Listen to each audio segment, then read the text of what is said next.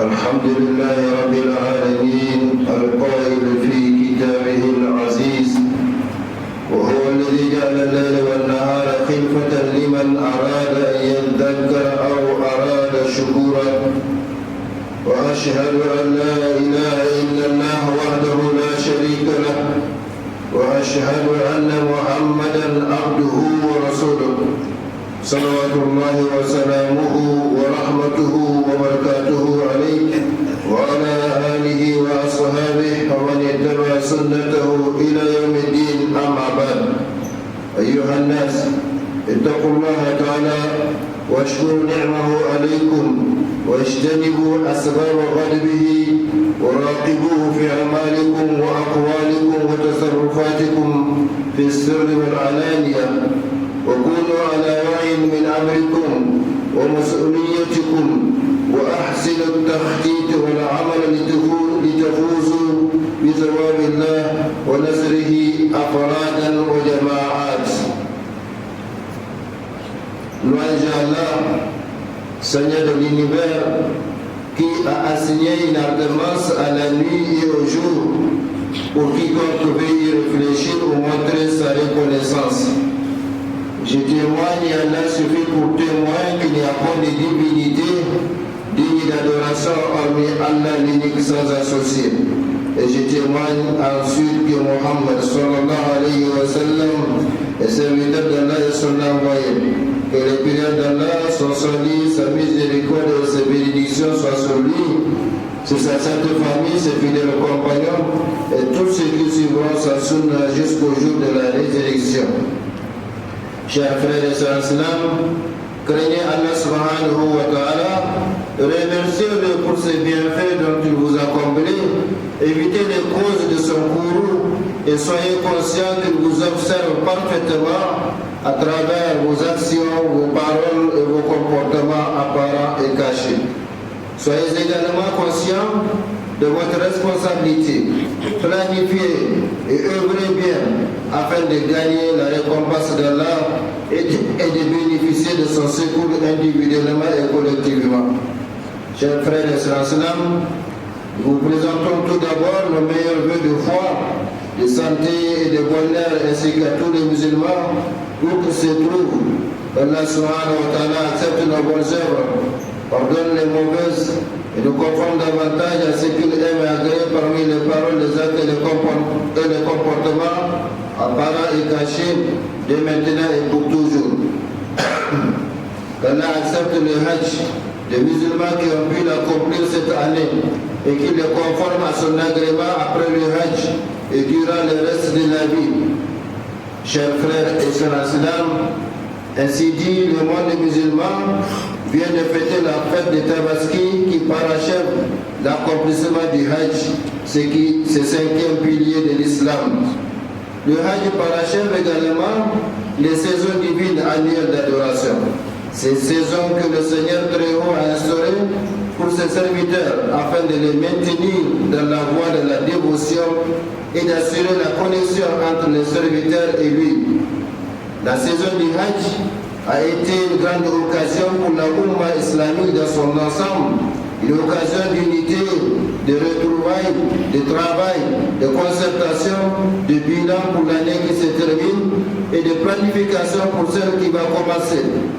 La fête de Tabaski, chers frères et sœurs islam, a particulièrement permis aux musulmans de renforcer leur lien de fraternité islamique, de parenté et de voisinage. Cette fête a rappelé ou devait rappeler à tous les musulmans les concepts du sacrifice dans la voie d'Allah subhanahu wa ta'ala, en vue de concrétiser la foi, de réaliser le bonheur terrestre et céleste et surtout de contribuer à l'amélioration des conditions de vie de l'humanité. Cette fête nous rappelle donc cette pénible épreuve et ce grand sacrifice, ainsi que la manière dont Ibrahim et Ismaël ont réussi à surmonter l'épreuve et comment Allah subhanahu wa ta'ala a racheté l'enfant en envoyant un mouton du paradis pour qu'il soit égorgé à la place d'Ismaël. Oui, tel fut le sacrifice de notre père Ibrahim. Où est le sacrifice que les parents font aujourd'hui dans la voie d'Allah? et quelle application font-ils des recommandations d'Allah subhanahu wa ta'ala et de celles de son messager Muhammad sallallahu alayhi wa sallam? Et où est le sacrifice des enfants par rapport à celui d'Ismaël qui a donné feu vert à son père pour l'immoler afin d'obéir à son Seigneur? Où sont-ils les enfants d'aujourd'hui par rapport à Ismaël dans l'obéissance aux parents? Combien sont-ils les enfants d'aujourd'hui qui ignorent ces sacrifices d'Ismaël? Combien sont-ils les enfants d'aujourd'hui qui accablent leurs parents de demandes superflues et qui les contraignent parfois à satisfaire leurs besoins, même dans l'illicite? Oui, cette fête de Tabaski doit nous apprendre à sacrifier tout ce que nous avons de cher dans la vie, en particulier notre temps, nos biens, notre sommeil, notre force morale et physique, voire nos âmes, pour servir l'humanité, pour chercher à améliorer les conditions de vie de l'humanité et pour faire ainsi partie du 1% des hommes qui font l'histoire et non de 99% des gens qui font des histoires. Chers frères et sœurs, la période de l'après-Hajj qui précède la nouvelle année musulmane est une période de bilan, une période de réflexion, de planification pour accomplir la nouvelle année avec de nouveaux projets, de nouveaux engagements, de nouvelles orientations à travers de nouvelles actions afin d'éviter de tomber dans la routine annuelle. Nous vivons en effet à des degrés différents une routine quotidienne, hebdomadaire, mensuelle ou annuelle à travers nos actions, ce qui fait que nous sommes presque toujours à la même place, sinon en train de reculer, car tout ce qui n'avance pas recule forcément. Nous reculons ou nous paraissons stagnés dans l'apparence, alors que notre vie s'en va en diminuant chaque jour, chaque semaine, chaque mois et chaque année. C'est cette routine qui a tué les ambitions et les perspectives de changement des gens, surtout des musulmans, dont la majorité écrasante n'avance plus ni dans les affaires de ce monde, ni celles de l'au-delà. Depuis quand nous étions au même niveau de connaissances religieuses et profanes, malgré la disponibilité des moyens d'apprentissage qui s'offrent à nous aujourd'hui? Retenez que le simple fait d'écouter un cours, une émission ou un sermon, sans prendre note, ne changera rien dans notre vie, car nous ne retiendrons de ces cours ou de ces sermons qu'une partie infime dont nous ne pourrons appliquer qu'une partie encore. En effet, si c'est écouter seulement qui suffit pour devenir savant, pratiquant et qui permet de progresser dans la vie de façon positive, je pense que les techniciens de radio et de télévision qui diffusent et suivent les émissions religieuses seraient les plus savants des gens. Mais nous savons que ce n'est pas le cas, sauf les exceptions qui ne manquent jamais.